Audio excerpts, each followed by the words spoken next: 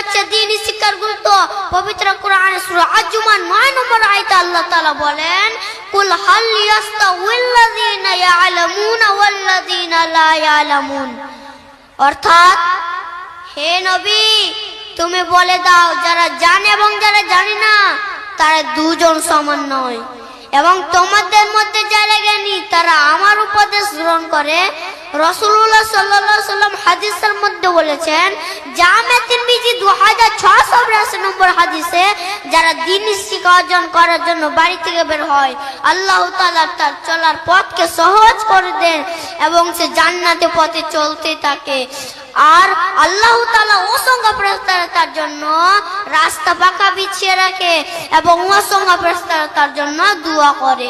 অর্থাৎ আল কুরআন ও হাদিস থেকে প্রমাণিত হয় যে শিক্ষিত অশিক্ষিত কোনদিন সমান হতে পারে না।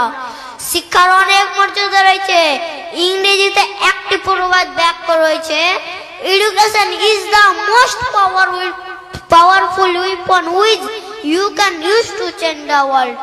শিক্ষা হলো এমন একটি শক্তিশালী অস্ত্র যা আপনি সারা বিশ্বকে পরিবর্তন করতে পারেন। তাহলে আমরা এখান থেকে বুঝতে পারলাম আরবি শিক্ষা, দ্বীনি শিক্ষা অনেক মর্যাদা রয়েছে। যেমন আকাশের মধ্যে লক্ষ লক্ষ তারার মাঝে একটি মাত্র চাঁদের মর্যাদা আছে। যারা দ্বীনি শিক্ষা অর্জন করে তাদের জন্য গর্তে পিপিলিকা এবং সমুদ্রের মাছ ও আল্লাহর কাছে রহমতের দোয়া করে ও মাগফিরাতের কামনা করে। এমনকি আসমানের নিচে জমিনের উপরে প্রত্যেকটি মাখলুকাত তার জন্য রহমতের দোয়া করে। তাহলে আমরা জানতে পারলাম পবিত্র কোরআন ও হাদিস থেকে যে শিক্ষার কত গুরুত্ব ও শিক্ষার কত মর্যাদা আছে। এখানে শিক্ষা বলতে দ্বীনি শিক্ষা কথা বলা হয়েছে। শিক্ষা হচ্ছে জাতির মেরুদণ্ড। তবে হ্যাঁ, দ্বীনি শিক্ষা একমাত্র জাতির কল্যাণ নিয়ে আসতে পারে।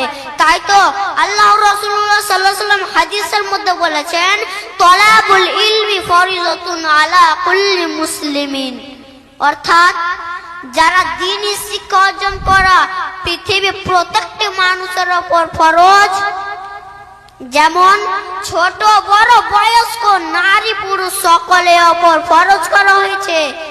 নামাজ যেমন ফরজ, রোজা যেমন ফরজ, সেরকম দ্বীনি শিক্ষা অর্জন করা ফরজ। অবশেষে আমি আল্লাহর কাছে দোয়া করি, আল্লাহ যেন আমাদেরকে দ্বীনি শিক্ষা অর্জন করার তৌফিক দান করেন। আমিন। আসসালামু আলাইকুম ওয়া রাহমাতুল্লাহি ওয়া বারাকাতুহু।